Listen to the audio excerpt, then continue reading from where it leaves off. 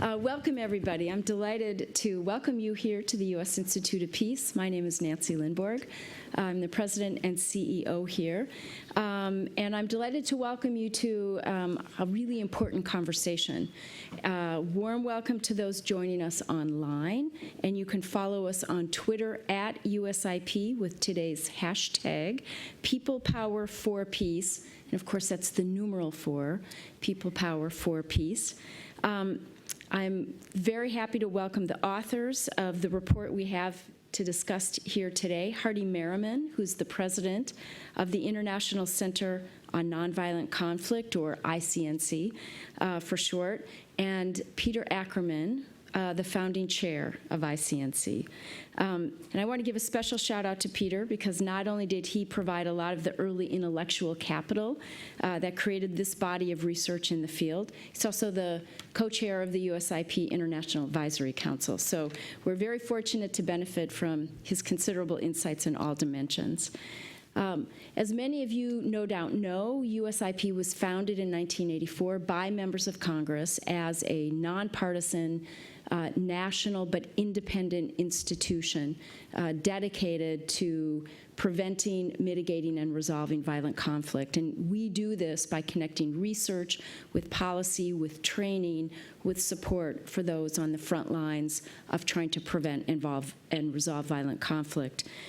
We have a long tradition of supporting research and practical approaches to preventing mass atrocities and genocide.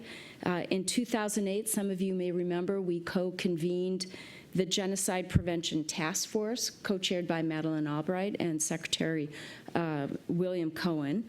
So today's event is extra special, not because just the topic is so important and so germane to our mission, but also because this is the inaugural event that we are co-hosting with USIP and ICNC since we established an official partnership between our two organizations last April.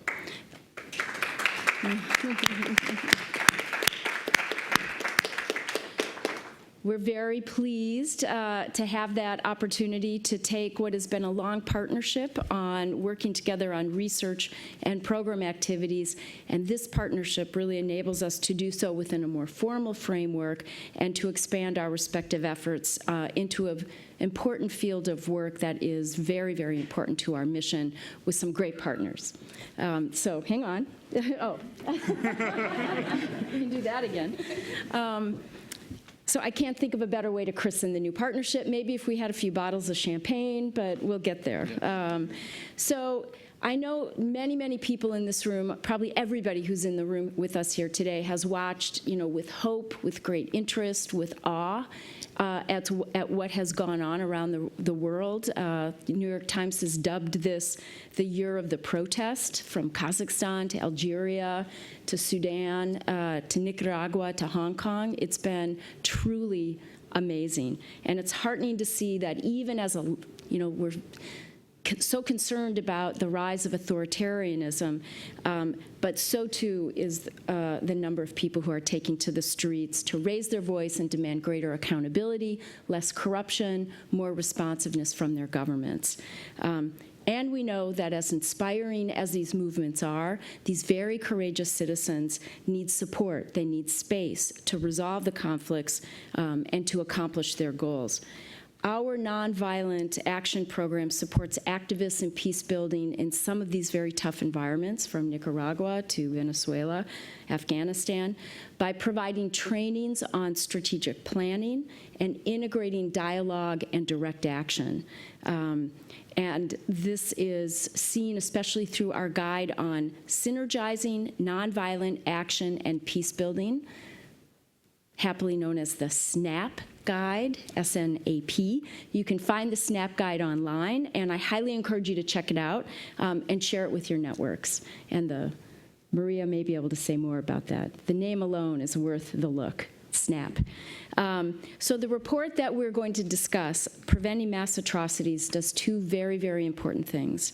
It reaffirms existing research on the efficacy of nonviolent resistance, and USIP's director, Maria Stephan, co-authored a study that examined 323 major violent and nonviolent campaigns from 1900 to 2006, and found that nonviolent campaigns were twice as successful at achieving their goals as armed insurgencies.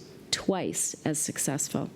Secondly, this report offers practical guidance for how the international community can best support movements without undermining their legitimacy, their safety, or their agency. So I know this will be an amazing conversation. We have an extraordinary panel to talk about these issues with us today. And to kick us off, I'm delighted to turn things over to the co-author of this report, the president of ICNC, somebody who brings more than 15 years of experience in the field of civil resistance to this conversation, and a wonderful friend and partner, Hardy Merriman. Thank you so much. Thanks, Nancy. Great to have you. Thank you.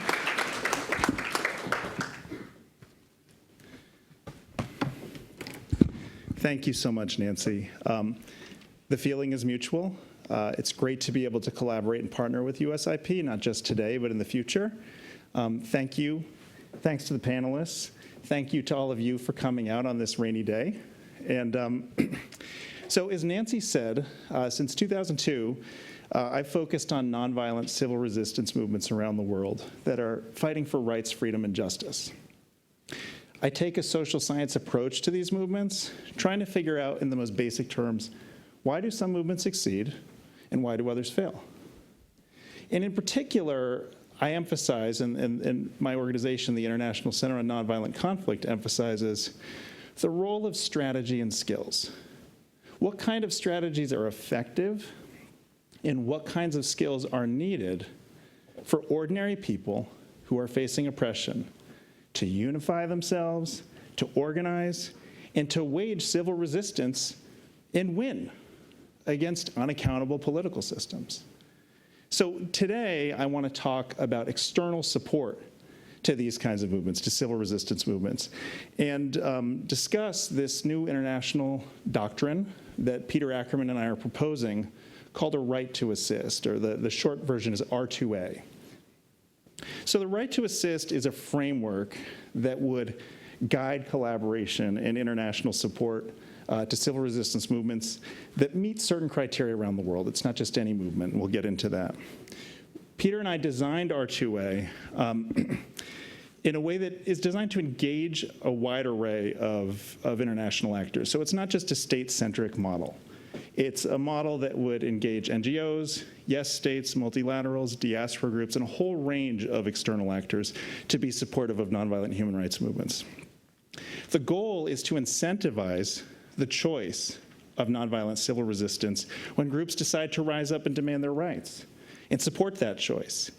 And we argue that if we can incentivize and support that choice, we can reduce the probability of violent conflict and therefore reduce the probability of atrocities. So my presentation today has 4 parts. Let's see. Great, the clicker works. So the first is to define my terms real briefly. What is civil resistance? What do I mean when I say that? Then talk a bit about why civil resistance matters. There has been a huge growth of research about the dynamics and impacts and outcomes of civil resistance movements around the world. In no small part with Maria Stephan, who's sitting right there, as one of the prime researchers. And particularly the quantitative research has been very important over the last 10 years. We can make all kinds of claims now that we used to feel strongly about and now have data to support. So the right to assist argument that I'm going to make to you today draws on a lot of literature and research that really is just new and exciting, and I think we're still grappling with what the implications are, and this is one attempt to get to that. So then I want to talk about external assistance itself.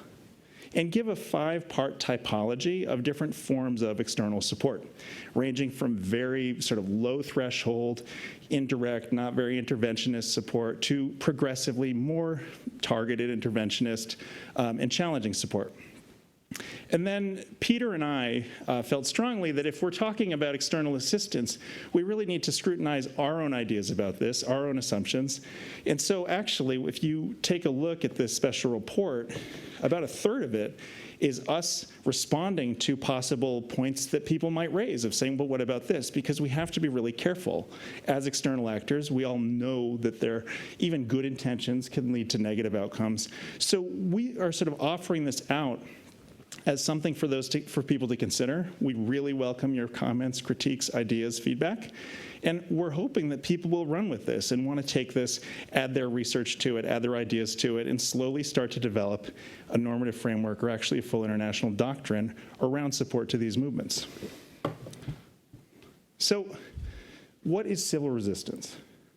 So I'm going to bet that the first image that comes to your mind when I say that is starts with P, protest, right? Masses of people. It is the most common image. This is an image from Algeria earlier in the year, where they, through nonviolent means, forced a political transition against a president who had run the country for 20 years. So this is very common. There are different variations of the protest image. There's a large group of people. There's the close-up. There's focusing on a point of contention. But they all give the idea of mass, people at least saying no to something and possibly demanding something new. But that by itself is not civil resistance. That's generally what the media portrays mostly. But here's another image of civil resistance. Where do you think this was taken? This was taken in Khartoum in June of this year.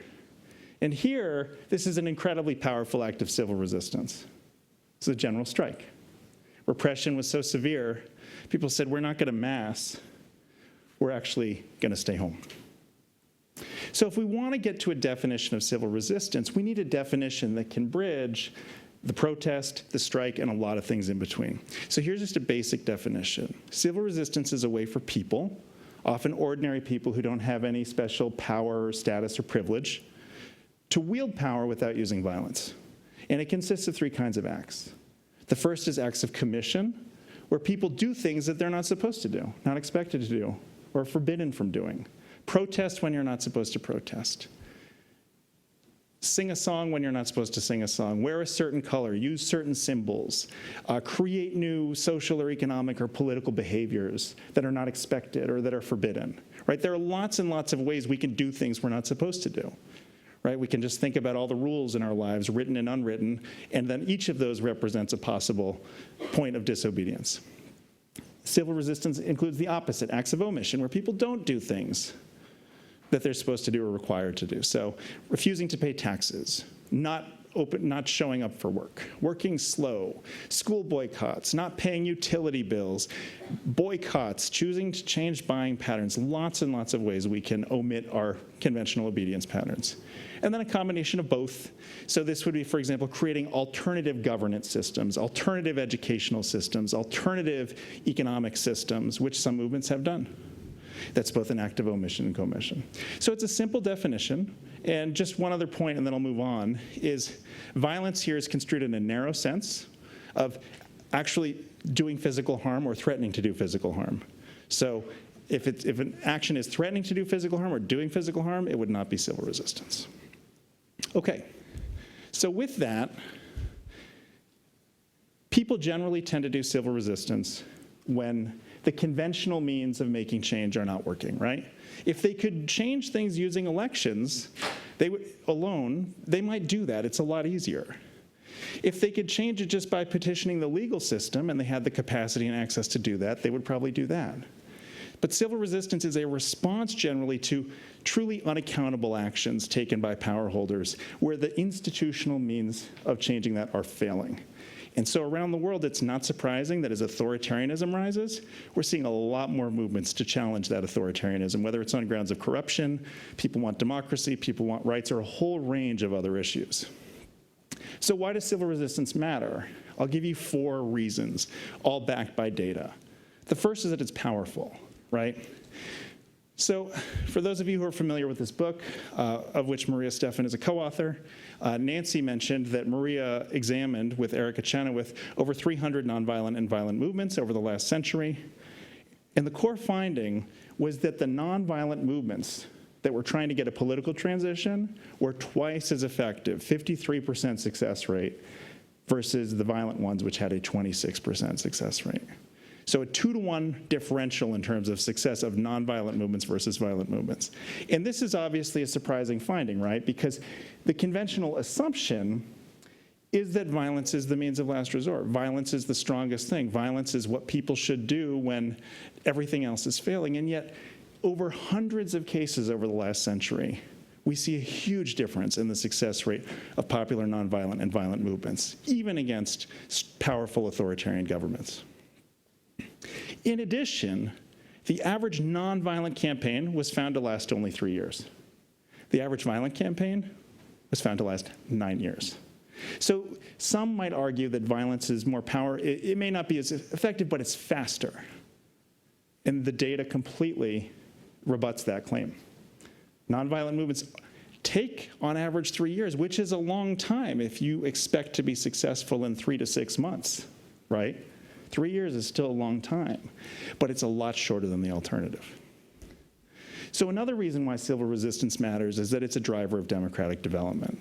And this is one of the most replicated findings in the literature now. It's been replicated 7 or 8 times, where consistently people look with different methodologies at the relationship between nonviolent movements and democratic development, and they consistently find a very strong relationship.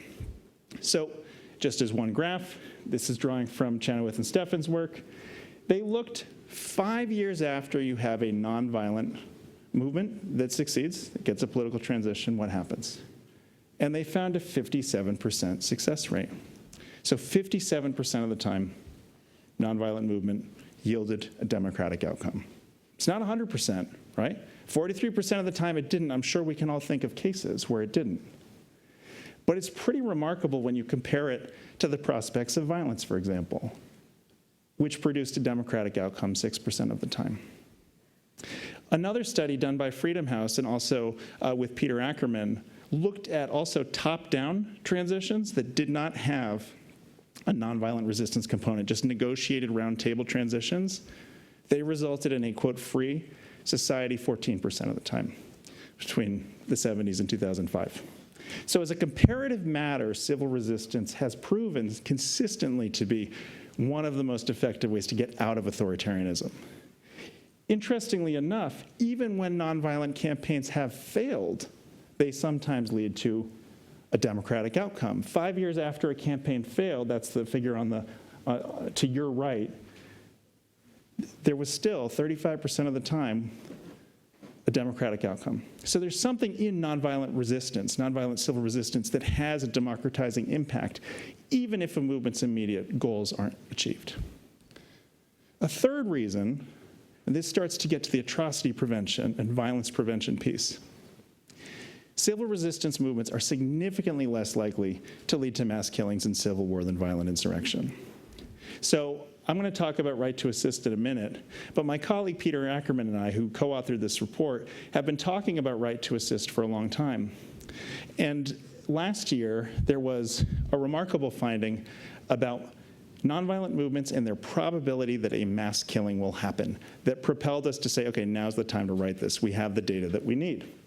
So Erica Chenoweth looked at basically what's the general probability that you will have a mass killing when there's a national uprising.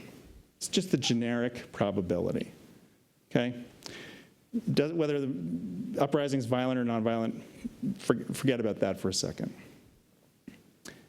And so what she found with Evan Prokosky, her co-researcher, was that an uprising generically had a 43% chance of yielding a mass killing event. And a mass killing is basically 1,000 civilians killed in a single continuous event. It's basically an intentional targeting of a large number of civilians at one time, right? 43% of the time that happens. And it makes sense because the literature on mass killings tell us that instability plus a threat to a government makes a government more likely to respond in this way.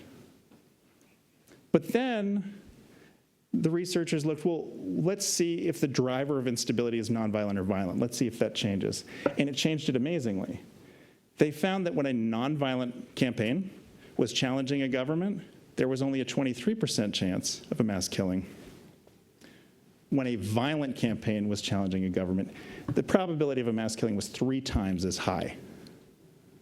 And this is really interesting because actually the nonviolent campaign is more threatening to the government, has a greater chance of creating a transition than the violent one, and still, governments are much less likely to use to do these kinds of killings and atrocities against nonviolent movements.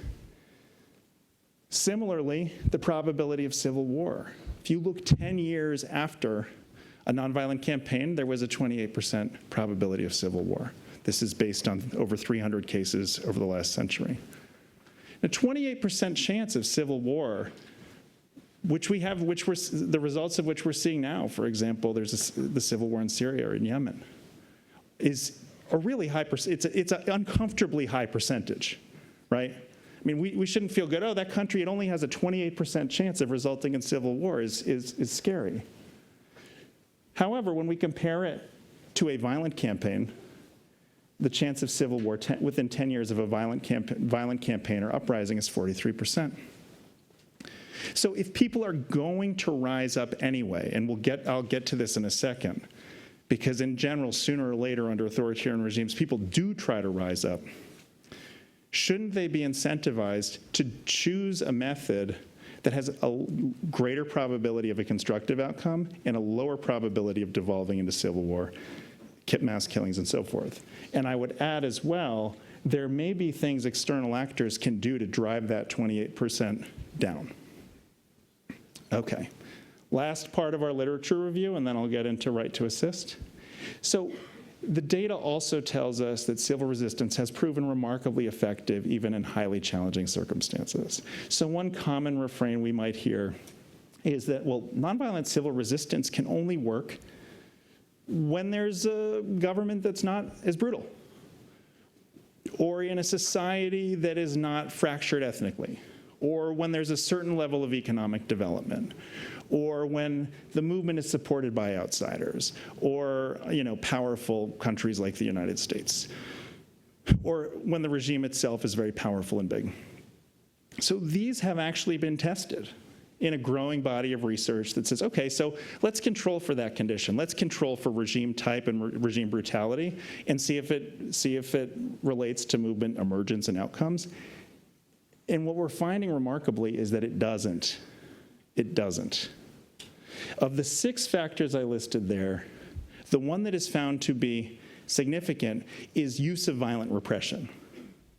And use of violent repression against a nonviolent movement is found to reduce its chance of success by 35%. 35% seems like a big number. It is a big number. But the conventional view is that if violence is used against a nonviolent movement, it's 100% effective, right? But that's not the case. It's 35%. So when we look, for example, at the movement in Sudan, that over months and months has so far transformed one of the most brutal governments of the last 30 years, and a government that used a great deal of repression, the repression was not enough to stop that movement. And so this is grounds for hope. So if these conditions don't determine a movement's outcome by themselves, then what we see is that skills, strategic choices of movements matter. Yes, repression might be used, but the question is, what's the movement's counter strategy to it? In Sudan, one thing was a stay-at-home strike, and it worked pretty well. So there's an interaction between the conditions a movement faces and the strategies and skills that it meets those and how it overcomes or transforms them. Okay. So the premise of the right to assist, just to sort of summarize, is that dictators are often challenged by their populations at some point, right? So instability is inherent in authoritarian regimes. An authoritarian may look stable at the outside, but how do they generally fall? Generally, they're challenged by their own populations, not always, but often. So we can see Sudan earlier in this year looked stable, 30 years of the same government, but wasn't. We can look at Algeria earlier this year. We can look at Russia, where this picture was taken in August, where 60,000 people showed up in Moscow just to contest local elections when they were being thrown by the government. We can see Burkina Faso in 2015, transition there. We can see Tunisia, Egypt, Syria. Again, there's no guarantee that rising up nonviolently is going to yield the best outcome. Egypt has obviously struggled enormously. In Syria, there was 6 months of nonviolent, depending on how you count, primarily nonviolent resistance that then succumbed to armed struggle. Thus, we have this risk of civil war. But all of these governments, one could claim, seemed stable at the outset, and yet people rose up. And so when we look at the map of the world now, my question is, where else will people rise up? And when they do, is the international community, whether we put on our NGO hat, our policy and government hat, multilateral hat, or others, prepared for this? Can we incentivize it? Are there things we can do to support it to avert outcomes like what we saw in Syria? So,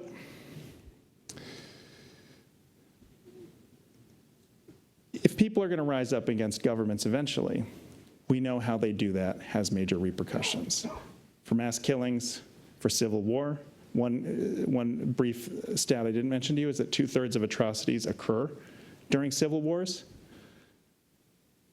And so Peter and I developed this document around the right to assist.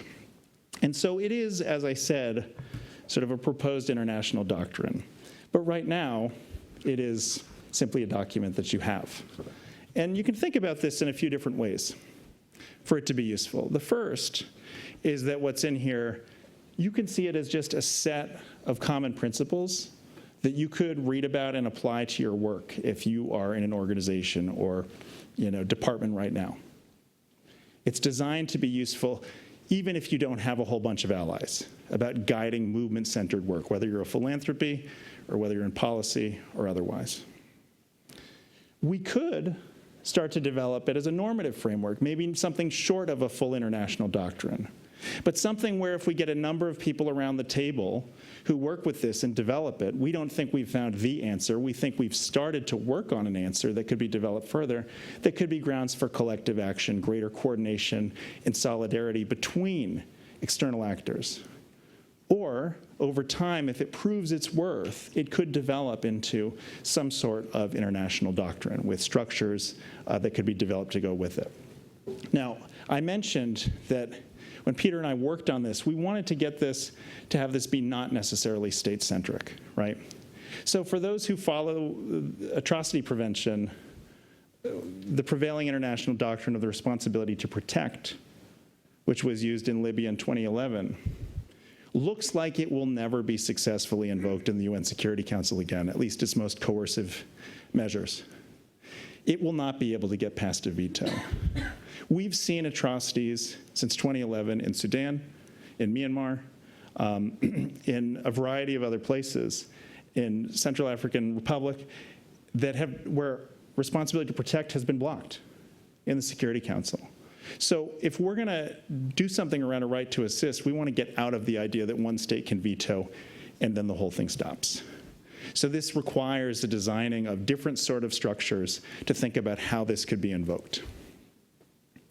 So let's talk about external support for a second. So what kind of support makes a difference? What can external actors do? To answer this question, we first have to ask, well, what's actually helpful, right? What's going to make a movement more effective?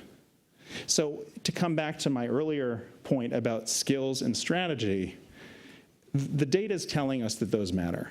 And so in our 5-part sort of typology that we offer for supporting movements, the first 2 directly relate to skills and strategy.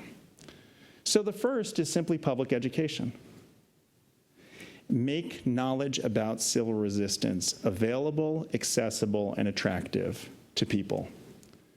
We know that if people don't feel like they have a choice, or if people want to rise up, violence can very quickly monopolize the conversation about what needs to happen. If there's a demand for change and violence is the only product on the shelf, people will eventually choose that.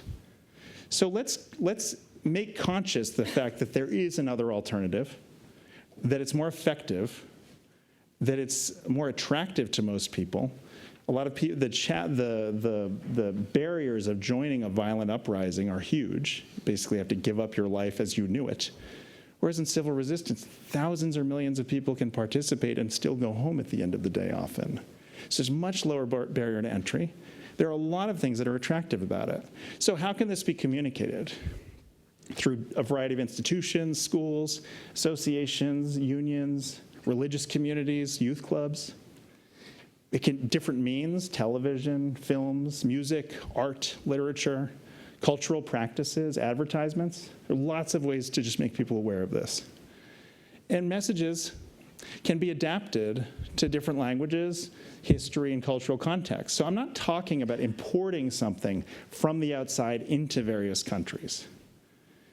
Nonviolent civil resistance is something that is inherent in virtually every culture, right? So I don't know, I have 2 kids. They understand the power of nonviolent dissent. All children do, right? It's something deeper in our human psychology here. It's not something that Gandhi created or that I am talking about as something I put my trademark on.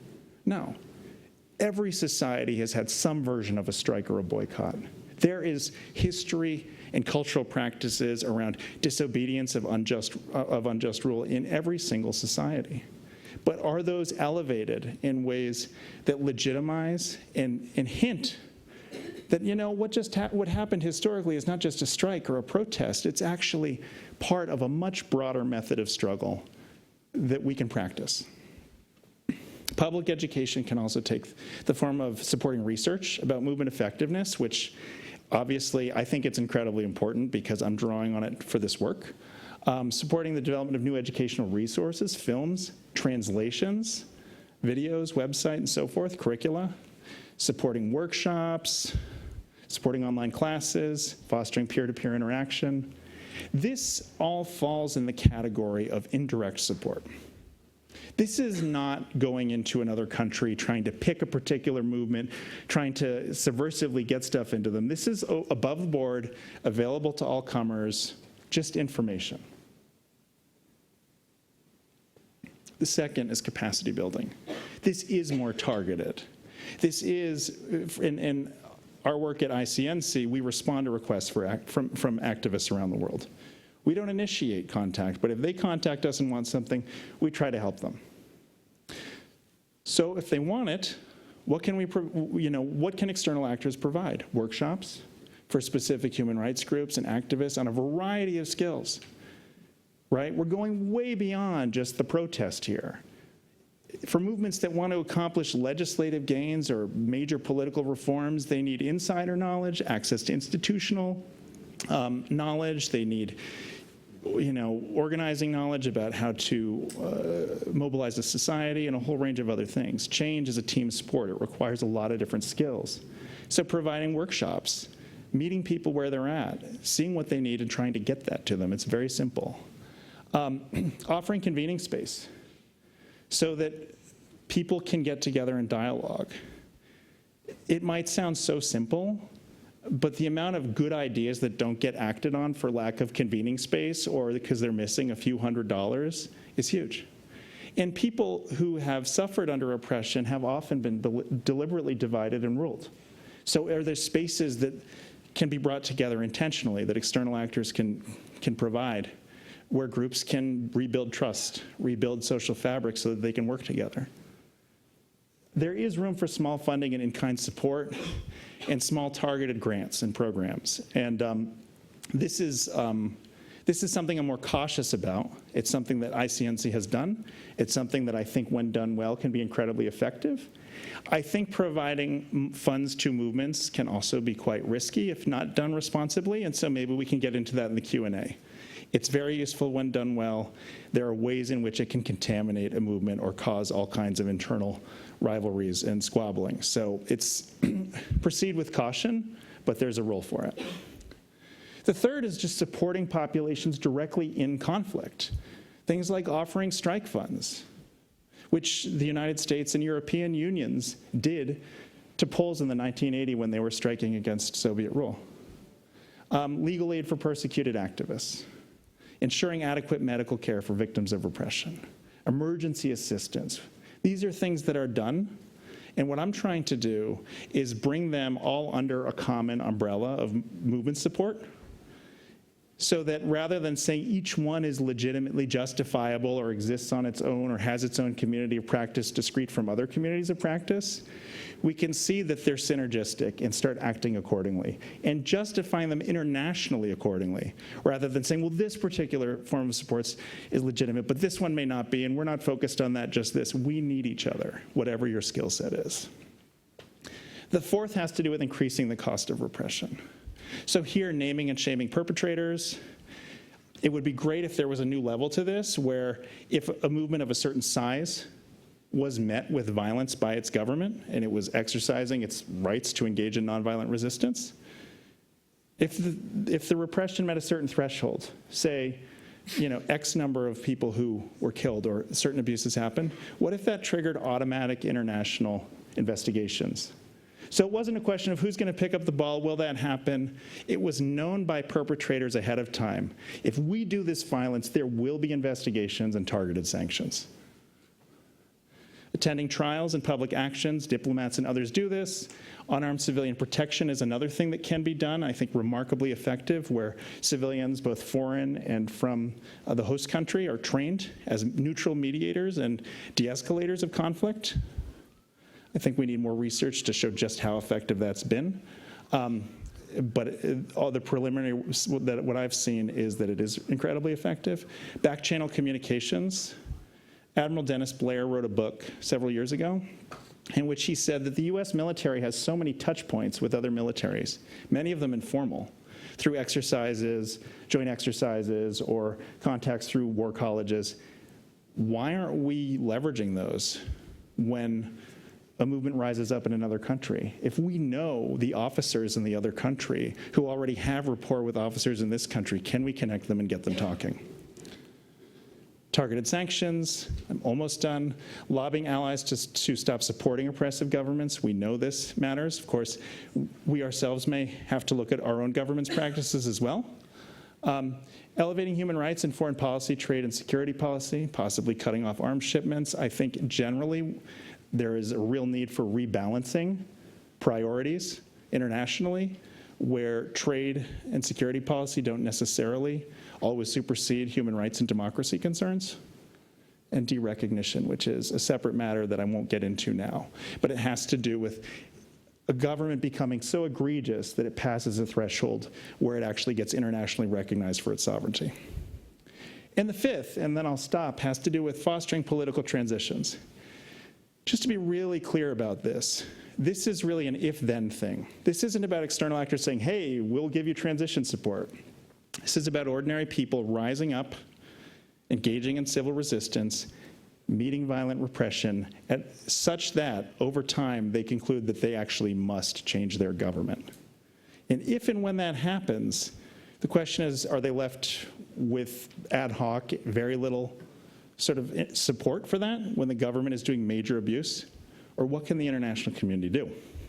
So providing pledges of assistance, particularly after transition, which can induce people in the government to think about whether the conditions might be better afterwards. Providing space for oppositions to plan. Again, so simple, but so critical, right? Providing space in the earlier example was about activist strategizing. When there's going to be a political transition, it's more about building structures that can be organized and manage that transition. Election monitoring, protecting whistleblowers and helping to induce whistleblowers from governments that are doing abuse, and then also critically playing a watchdog role post-transition, because that's when gains can be lost. So again, many of these things are done. We see them as related. We see them as something that could fall under right to assist. These are just examples. And one last point I'll make, and then I'd love to hear from the panel, is we actually soon will have research and data to show the effectiveness of a number of these different forms of external support. Maria Stephan and Erica Chenoweth, we expect over the next 6 months to 9 months, we'll have data that shows publicly the impact that some of these forms of support have had on movements, and that can be a whole additional piece that enriches this conversation. So, concerns, considerations, and opportunities. Here's our own self-doubts that we air publicly, and questions that might lead into dialogue. What campaigns should receive assistance? Peter and I outlined 3 different criteria, but there could be more. Is support for civil resistance synonymous with supporting regime change? We answer that, but we know that that's a question people might have. What if external support has a harmful impact on a campaign? What if external support contributes to societal instability? What forms of external support are permissible under international law? And how should R2A be invoked, and who should exercise oversight? Again, we've tried to get into some of that here, but we'd love to hear your thoughts. Thank you.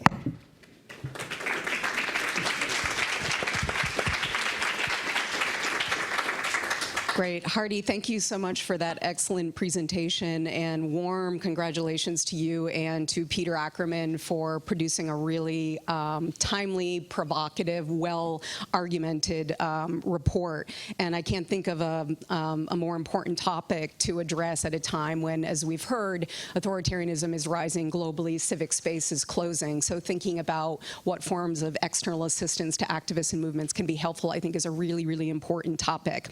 So my name is Maria Stephan. I direct the program on nonviolent action here at the Institute, and I have the distinct honor of moderating our panel this afternoon. And we will be hearing from 2 activists and a practitioner who will be essentially reacting to the report into Hardy's presentation and speaking about how, in their experiences, they have kind of the pros and cons of various forms of external assistance, and their thoughts on whether there's a right to assist, if you will. So I'm going to briefly introduce the panelists, and then we'll have a conversation, and then we'll have plenty of time for question and answer with you all afterwards. So first, Quscondy Abdulshafi is a Sudanese activist, peace and human rights advocate, and an independent research consultant. He was active in the student movement and against genocide and ethnic cleansing in Darfur. And Quscondy has worked for various organizations to promote human rights and support civil society in Sudan, including the African Center for Justice and Peace Studies and the Sudan Democracy First Group. Next, Alejandra Espinoza is the co-founder of Voices of Nicaragua, an initiative focused on youth and women that promotes a culture of nonviolence, human rights, and social and economic development. When the crisis in Nicaragua first broke out last year, Alejandra managed a victims assistance fund, which guaranteed hospitalization for the injured and funeral expenses for fatalities. Then Ariela Blätter is a program officer at Wellspring Philanthropic Fund in the Atrocities Prevention and Response Program.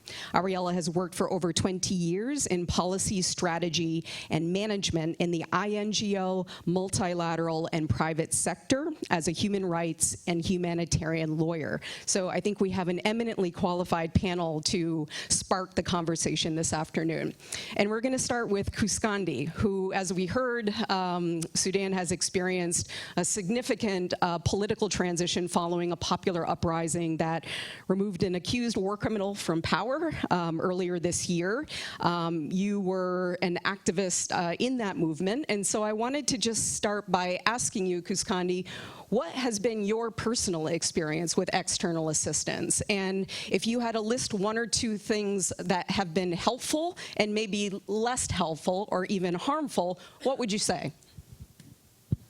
Thank you, Maria, for a kind introduction, and congratulations, Hardy, on for this great work. I really appreciate it, and this is also my second panel with ICNC for the first report on probability of the atrocity in nonviolent movement.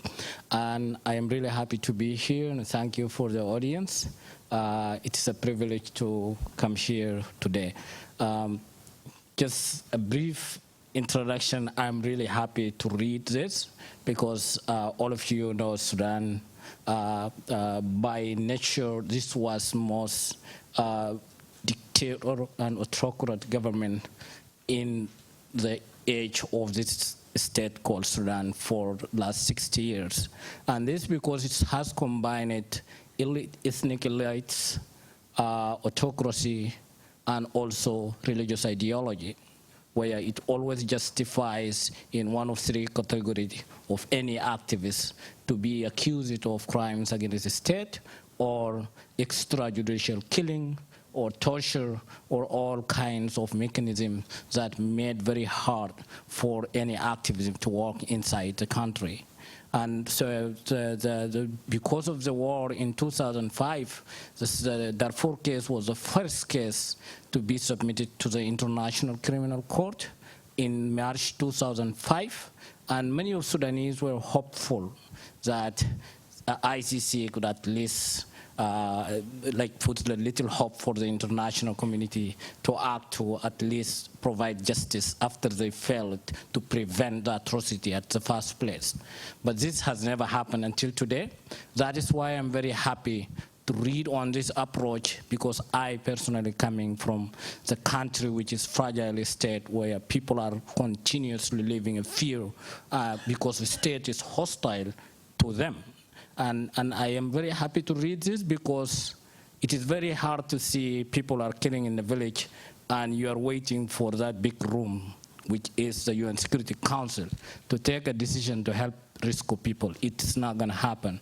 And it failed several times. It fails in Darfur, it fails in South Sudan, it fails in Central Africa, it fails in Myanmar, and it's going to fail. And I think this mechanism provides another alternative on the world not to stop, not with folded hand, that there is things to be done. To get back, before that is like all of you know, Sudan is a living example when you want to see that nonviolent movement works. We had our country had 63 years old. In this 63, 52 years were ruled by the military dictators. We have a violent movement start since 1955, which is more than 40 years of the rebel movements that are fighting government. But this is the third time that the nonviolent movement was able to topple the dictator government, and this time, amazingly, was happened by young people aged 10 to 25, but not that. This time was happened by women. And that is why it's a special moment for us to stand and acknowledge that this really practically works, but it also gives more hope, and it's also participatory. Something else that I would like to say is that to come back to the question of my personal assistance that we receive, I wouldn't have been here if there is no international assistance. There was a time that I have to leave my country. I was in Ethiopia. I had to leave Ethiopia again. And I was supported by an organization called Eastern Horn African Human Rights Defenders Project, with defending the human rights defender. And they were able to relocate me to Uganda, where I have been safe and where I was managed to come here and be with you all here today. So in personal experience, I have spent in the last 6 to 7 years working on youth movement, using my early experience when I was in university, and also working with an organization that trying to promote democracy. And I think one support that we received a lot of fund where we provide a youth camp. And when I see these 5 frameworks of assistance, I see that we went through all of this assistance. And I think it was working because one last thing that I remember I was part of was a youth camp where we young people from different parts of Sudan came to plan actual nonviolent resistant action and go back. This was in New Kenya because it was a safe place for them to even build trust because the government security divides them. And actually, that was in April.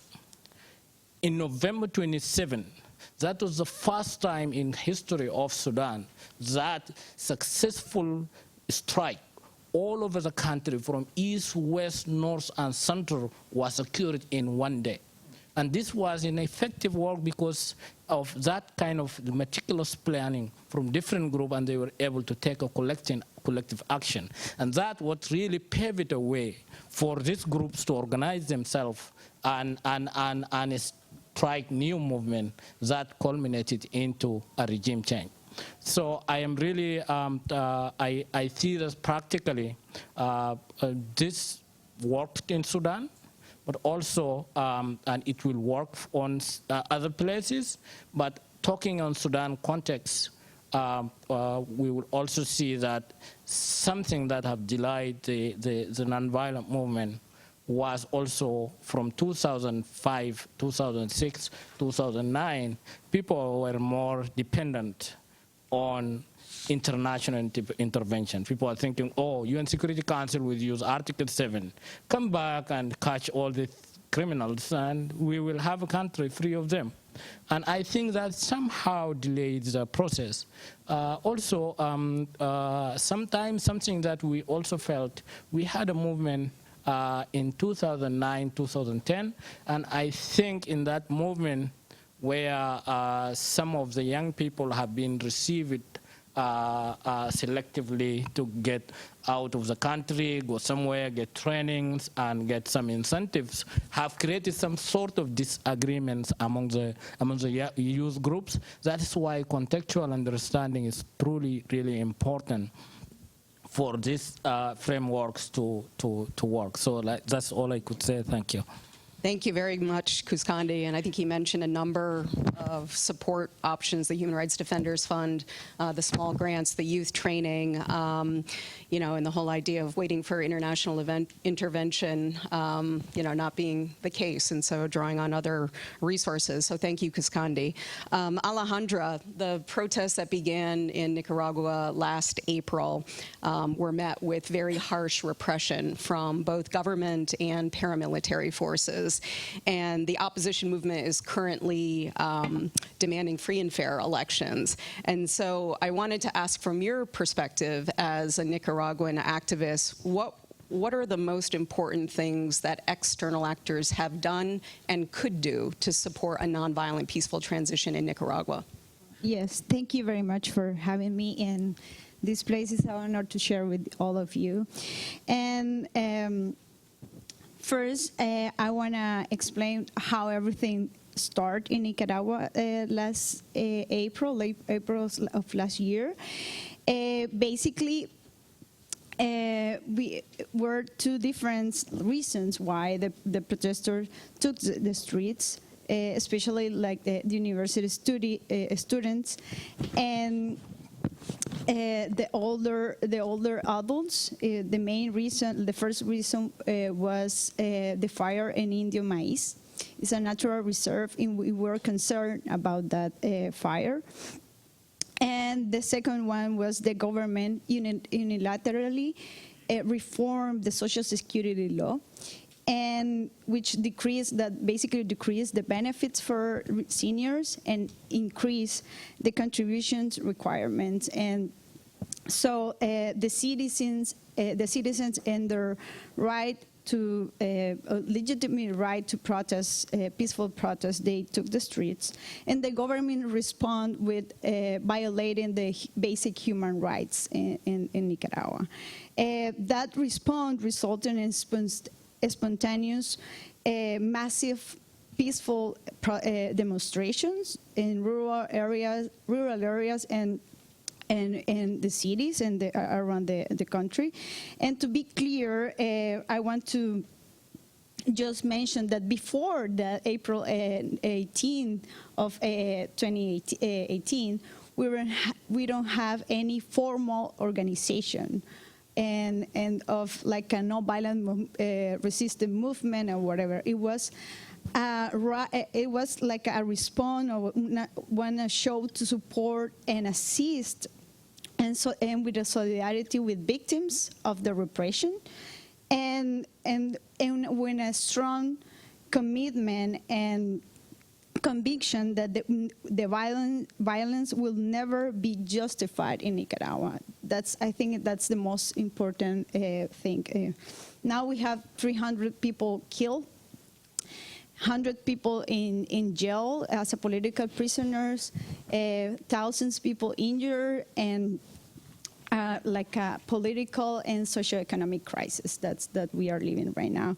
I think the international community react pretty quickly, condemning the repression, like the human rights violations, in a miracle time, I can say that.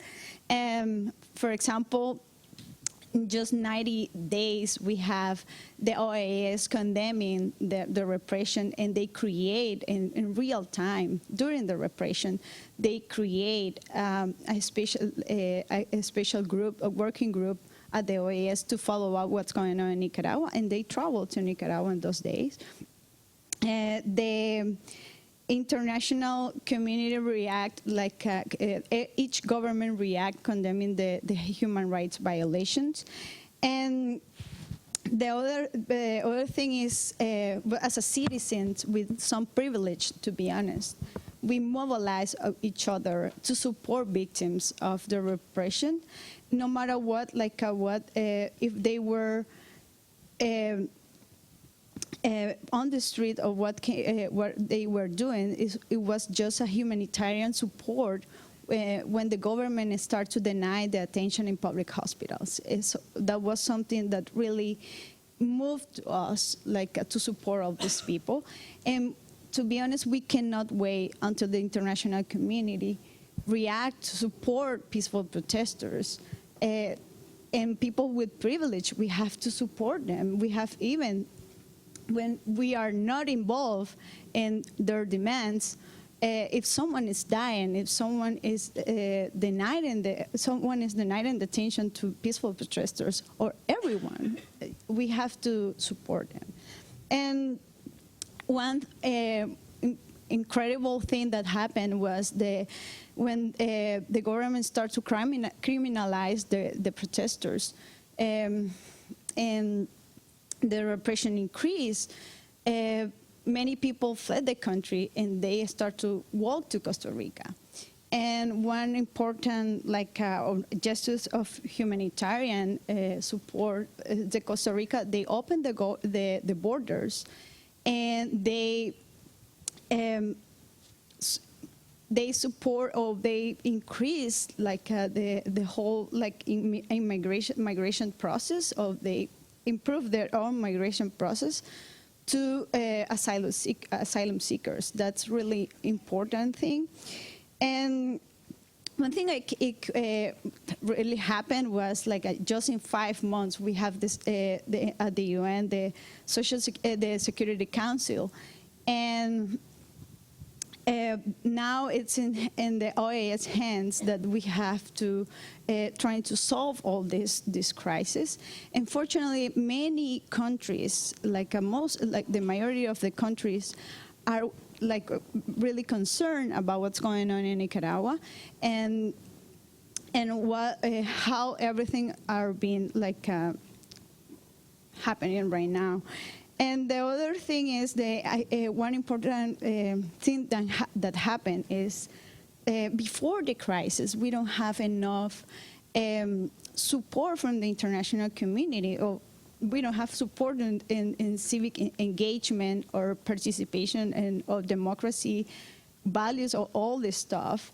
But the small organizations who has been working on the ground, when the crisis start, they just start to support the NGOs or the activists or leaders that they met before the crisis. And I think it's really important to, in those kind of situations, have keep the connections with people on the ground.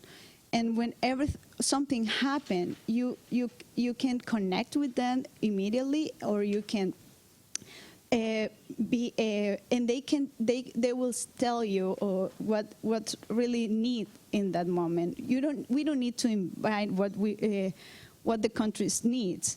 As a movement, we know what can we do. And for example, since April 18 of 2018, we have many strikes, marches, vigils, and many things that were happening, not just in Nicaragua, around the world, condemning this repression. But we need a lot of tools and new tools in the international community to support people in real time. I think save lives is the most important thing. No matter what, if they were in one side or another side, we need to save lives. Thank you very much, Alejandra. Those are really important messages. And you also got, interestingly, at how outside actors can help prevent and mitigate repression through condemning violence and other means. So thank you very much. And finally, Ariela, so from your perspective as both an international legal expert and a philanthropist, how does the right to assist resonate with you based on what you've heard from the panelists and from the report that you read? Okay, I got the first hurdle is I got the microphone on. Thank you. I just want to thank again Maria for your underlying research and for moderating today, Hardy, Peter for the report, and the interesting merging of sort of this social science, political science approach with what I feel is sort of the field that I work in, the mass atrocity prevention field. And so my reflections kind of round out things with that lens as to how this progresses the sort of mass atrocity frame. Does it cause harm? Does it hinder progress there? And in that vein, I was very interested and thank my colleagues here on the panel. It's interesting, Maria, that you called me a practitioner, because I would say that's the last thing in comparison that I am. Really, these are the practical examples that in my recent 2 years ago switch to philanthropy, the intention is to support these. So my first just general reflection here was that it's interesting that this report has used the responsibility to protect frame, something really akin to the norm setting in the mass atrocity space. But the question that arises for me is this really a right or a responsibility? And almost in the report, right off the bat, I would say Peter and Hardy, you did a great job of restating the case that this is absolutely a right. There's absolutely no prohibition that I can think of on it. And similarly, we do have a responsibility to support these nonviolent means of achieving these democratic gains. And that we shouldn't really necessarily think about the responsibility to protect frame, because it almost brings us back to that let's seek sovereignty. Let's get this back into the inactivity among states, and let's get back into that, sovereignty and non-intervention principle. So I would say that this is a strong principle, and that I see it as a responsibility, and it is absolutely a right. So that being said, I think the key question that I'm reflecting on is, as an external actor, how can an external actor like the private foundation space that I occupy be helpful as opposed to a hindrance? And I first think that I want to commend the authors for also recognizing there's so much more research to be done about this. We're all flying by the seat of our pants. We, in many ways, have no idea what we're doing, particularly in the private philanthropy space. And I'm, again, speaking from my personal philanthropic funder lens as opposed to my foundation in particular. So in terms of that, I think there's two sides of this. Do we help or hinder in this sort of external support? Do we help or harm the movements itself? And do we as external actors help or harm in reducing mass atrocities? And those are not necessarily the same thing. On the movement space, I would say that a foundation like my own and many others understand that locally grown movements and locally led engagements are important and lead to durable peace. That being said, we don't necessarily understand when, why, or how, and I think that's really important. And we certainly do not know how to fund those authentically in a way that does not change the purpose or shield from safeguard against repression. And in general, it's no mystery that foundations have their own strategy, goals, and outcomes. And here, Hardy, you've made the very good point that it is important for these movements to authentically rise up to achieve their aims. That's by nature at odds with the timetable and the outcomes and the process of which a foundation goes through.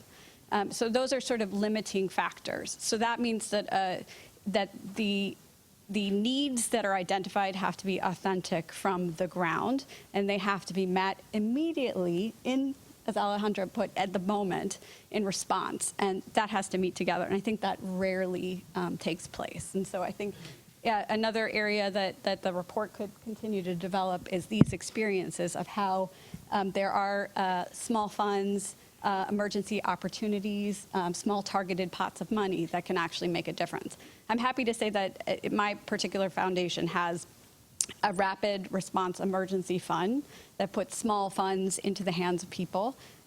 We strive to get to the point in time where we can do something as small as gas money, because the other thing is the model, the foundation model, is very specific of a certain amount of money to a certain legal framework of charitable status, of certain reporting requirements. And that is at odds with the mutual purpose. So before you invite these external actors and take their resources, understand that your different desires and process are already at odds, and you need to line that up. The second thing, excuse me, here is that do external actors help in the mass atrocity space? Does their entry assist with and support those endeavors which are intended to put an end to the ongoing or the threat of mass atrocities? Here we know a lot more about the extreme form of mass atrocities, of genocides, and interestingly enough, in most cases, the outside support does not help. And unfortunately, in most cases, the genocide is either completed, the act is done to completion, or internal force is used. And where it is unclear, if anything, that it is prolonged or not by external actors. So then when it comes to the general mass atrocities, there's so much we don't know. It's so context specific. And in general, I think here, again, it invites that question for more research. If we're saying that we want to support movements, and in that process, we want to stop or mitigate atrocities, we need to understand the invitation of those external actors comes with risk and not necessarily positive return. The other thing I wanted to say is, excuse me, referencing off of my other, colleagues here, I think, and the report, I think Hardy and Maria's underlying research and Peter make a really strong case for how nonviolent means are effective, can prolong, can protect, engage in create a secure space, mitigate violence, and I think that it's really important to also recognize that women in leadership roles in nonviolent movements are doubly as effective. I don't know what that number value would be, but in the mass atrocity space, I've seen a lot of great research about elevating women's leadership in all forms of the spectrum of peace building, whether it be in the response or the prevention side, and by extrapolation, and we see some research outside on the table. So I wonder if there can be another dimension to this about how effective nonviolent movements are when women are in leadership and it's indigenous locally. Thank you so much, Ariela. That was super helpful. And thank you for the words of caution as well, and kind of the starting point of do no harm, and recognizing kind of the risks associated with outside support, which are incredibly important for those on the outside to consider when it comes to external support.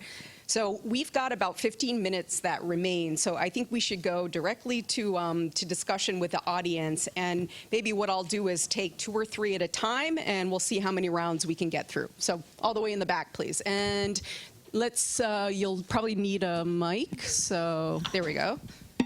Thank you. Thank you. And I particularly appreciated this. Oh, maybe just say your name and affiliation and brief question. Thank you. Sure. Yeah, my name is Simon Billanes, and I'm with the International Campaign for the Rohingya, and also campaign director of No Business with Genocide. And we really operate in the space, I mean, just to pull back a little bit, I mean, this unified field theory of assisting nonviolent movements, I mean, this was fascinating. I think it's groundbreaking work. And what interests me particularly is, where we fit into this, which is, increasing the cost of repression.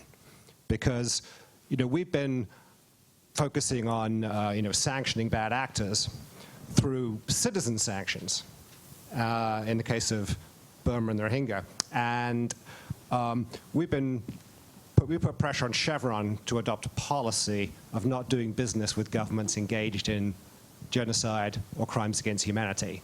And in response to that, they have publicly said that they are raising human rights issues with the government of Myanmar. And we've been doing this also with other oil companies like Total, even the Chinese National Overseas Oil Corporation, which is also publicly traded. So I'm particularly interested in, because this is how nonviolent movements here in the US, just like during the campaign against apartheid, kind of linked hands with nonviolent campaigns in South Africa and sort of turned around US policy from support for the apartheid regime and corporate investment in South Africa to divestment and US sanctions. So, I'd be very interested in, talking further discussion on how, through tools like this, by focusing on the fact that these governments committing this oppression want and need foreign investment. And if we put pressure on companies to not invest or not trade, if that government crosses certain lines, certain red lines, we've got another extra tool that's part of this unified field theory of tools in terms of external support. Thank you very much. Up here, please.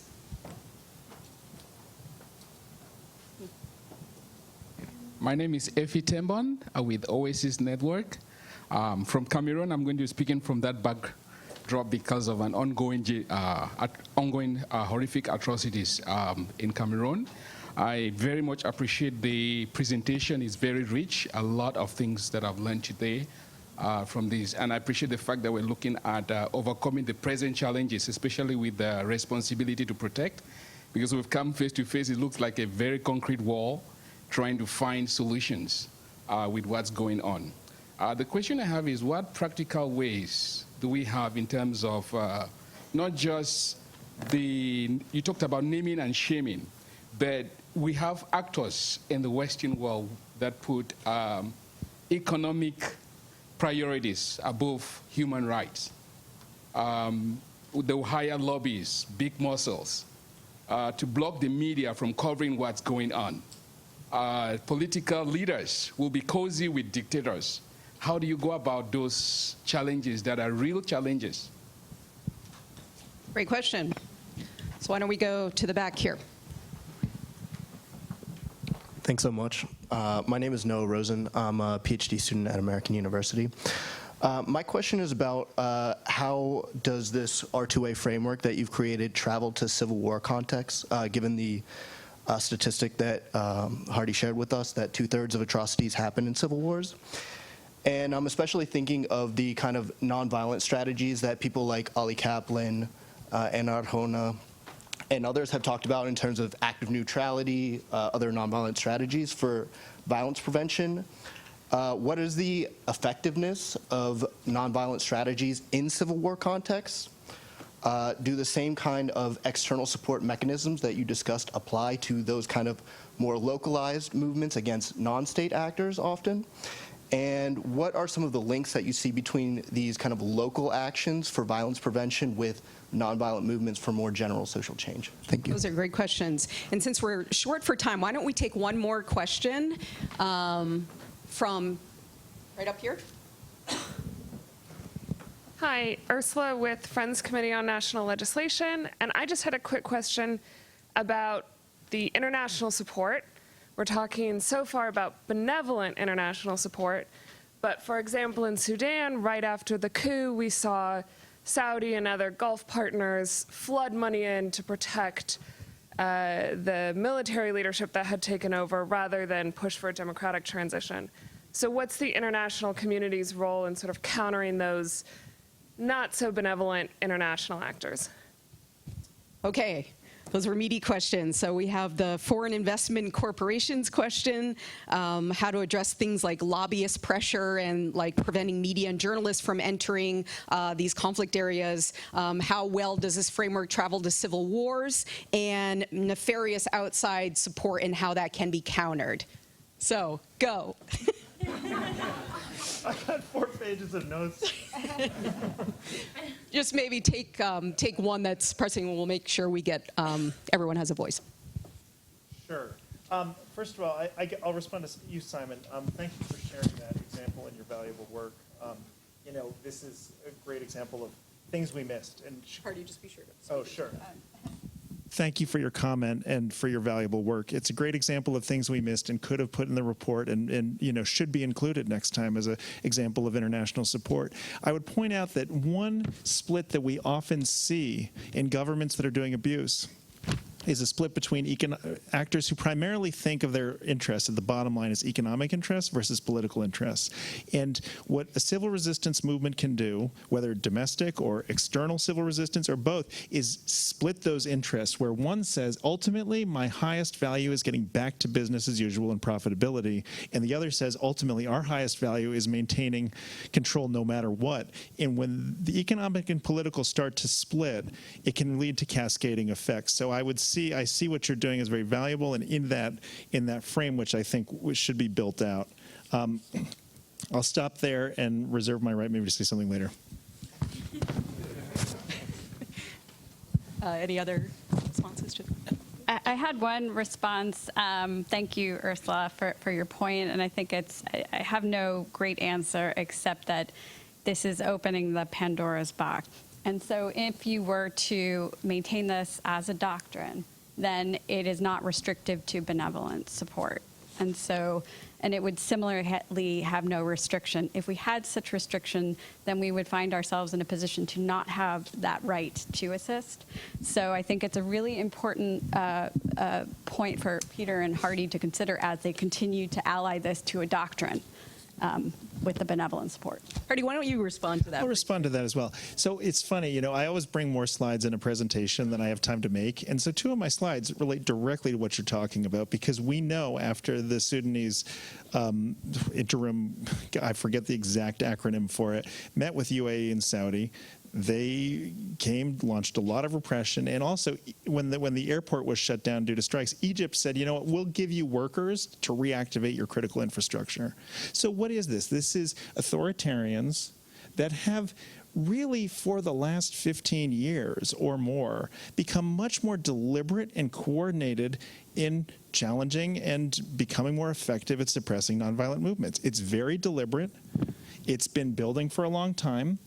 I would say it correlates quite well with the decline in democracy overall in the world, which is documented over 13 years. So, in other words, when a movement rises up now in a place like Sudan, it is facing the local government and numerous other governments that want to work directly to mitigate the economic, political, or social impacts that movement has. Oh, did a strike shut down your infrastructure? We'll help you. Are they imposing costs in your economy? We'll help. So we've seen this. And I guess, you know, this is a really critical point to elevate. On the other side, who has movements' backs? Is there coordination? At what level? This is what has been lacking. So part of how we can see right to assist, we made the case here that it has a significant role to play in preventing atrocities and violent conflict. It can also be construed to have a role to play in creating more global stability around, you know, stemming the decline of democracy and stemming the expansion of authoritarianism, because external actors that support human rights and democracy have not been as organized, I would say, in the last 15 years as those that are seeking to stamp it out and particularly target movements. So I see what you're saying. Consistent with that, I also would say, yes, you open up right to assist and you say external support is legitimate, and then various governments say, well, how about this support? How about that support? And want to use it for their own purposes. We know that will happen. Criteria are very important. That's something we hit on a lot in this report about what are the criteria for evaluating a movement's impact. And this is all stuff that has to be developed, and then mechanisms need to be enforced when countries abuse it. Right, thanks, Hardy. I'm brought back to Fletcher School, like international law classes, and then it's like, who decides in these cases? But anyhow, Alejandra. Yes, I would like to answer the question about the lobbies in the media. In our case, unfortunately, we are like a small country, and after months, nobody cares about what's going on in Nicaragua. And we are just 6 million people, Nicaraguans. And sometimes it's not just someone who is trying to quit the topic in the media. It's just we as a citizens we are forgetting what's going on in some countries, especially when the governments or big enterprises doesn't have any like economic interest in those kind of countries. For that reason, as citizens, for us, it's really important to keep that in the agenda in different countries, in our country as well, because sometimes like the people just want to like continue their lives, because it's really hard if you think like the whole atrocities, the way commitment is really hard to keep it. And the most important thing to keep it in the agenda in the international community for me is the transition, for the transitional justice. In wars or human rights violations, we can use that tool. And in our case, we should explore how can we use the transitional justice, because it's not just like we cannot get in those kind of like a situation. We cannot just work on electoral system or democratic system or rule of law. We have to work on justice. We are like having all this pain in the society. We have a traumatized society, and no matter what side you were during the repression, and the other thing is the type of repression change. And sometimes it doesn't mean that we are not like seeing people on the street, dying on the street. It doesn't mean that the repression is not like continue. We have to find or recognize the way that how the repression continues. And one thing is not just, for me, it's not just the right to assist or to protect. Is as a countries, we have the obligation to support peaceful transitions. Is like for me, it's something that is it's not something that it's happening in that country. It's something that's happening around the world, and impact in the whole in the whole region. In this case, in Central America. And one thing for me really important is use the technology that we have now to and the expertise, the international expertise, we need to recover the confidence in governments, in rule of law, and like easy things that we need to like recover that confidence. Great, thanks, Alejandra. So Quscondy, you have the final word. We've got about a minute left. Okay. Thank you for a very good questions. I will just only react with Ursula's question on spoilers, which we call. So there is not only local spoilers, there is always international spoilers, and they come in different ways, either autocratic relations or economic relations. And I think that is something that the framework could have some kind of a way to deal with that, with regard to dealing with those spoilers, and which happens in Sudan case, Saudi Arabia, UAE, and Egypt. But also something else that I would also want to say about the nonviolent movement in war context. I think after the spark of nonviolent movement all over the Sudan, and even before that, in Darfur there was always being a nonviolent movement in the IDP camps. So there is a larger IDP camp which are almost a liberated area. There is nobody from the government could ever enter because of the resistance of the people.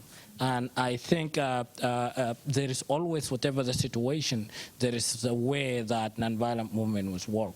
Also, for instance, when the nonviolent movement started, for instance, we have a lot of large China investments in Sudan. So the youth went to Chinese embassy. For 3 days, they speak Chinese. These are like students who are professional Chinese language speakers. They wrote banners. They spent there for 2 days shouting and yelling at them. And I think that has somehow an effect. Just to finally wrap up, also I would like to say there is also other type of support. For instance, in Sudan case, there is a very well organized professional Sudanese diaspora that played a very crucial role in the change that happens. And I don't know within this framework where this fall out, but it is a very important and crucial. Something else also to think about, there is a kind of when the movement starts in Sudan, there is other protests in different countries. For instance, in Ethiopia, Addis Ababa supporting people in Sudan. In Nairobi, Kenya, those has a very strong meaning also to the movement inside, where we'll see and this also happens when the Kenyan protest the second election. You will find the Ugandan opposition making a protest supporting Baba which is in Kenya, and I think there is always this kind of particular country which has popular connections, social connections.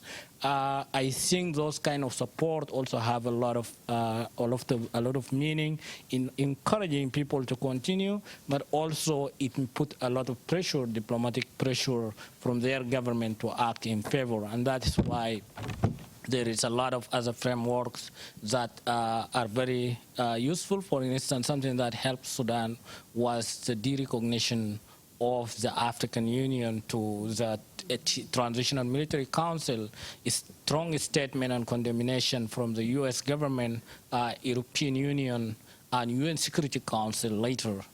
This was like the good things that I could ever remember from the UN Security Council and African Union. So I think those are like kind of things that happen. But one general thing, just for final to say, is that the framework always, I feel like it starts when already there is a movement, and then the support comes in. And I think we can think about how all the development fund and peace-building programs have really anchored from the beginning on building self-sustained society.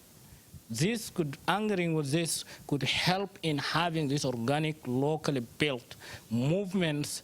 And that's like, for instance, thinking about exit strategy. If I have $5 million project in a country or in a community for 3 years, I should from the beginning start when I am getting out, what I'm gonna leave. One of the things I could have organized community, and that's where you will spend some of the funding for doing that. And I think that will help to have, and I think, and there is the UN resolution on peace building architecture, which provide a lot of good things on what really international framework could support on this process. So that's all I can say, but I am optimistic, and thank you. Oh, thank you, Quscondy. So just, I wanted to formally thank, again, Hardy Merriman for co-authoring an awesome report, and Peter Ackerman, and thank you to our panelists for really, supporting an enlightening conversation this afternoon. I sense this is the beginning of a much longer conversation that certainly we'll continue to support at the Institute. So thank you all for coming out, and I hope you all can escape the rain getting back home. Thank you.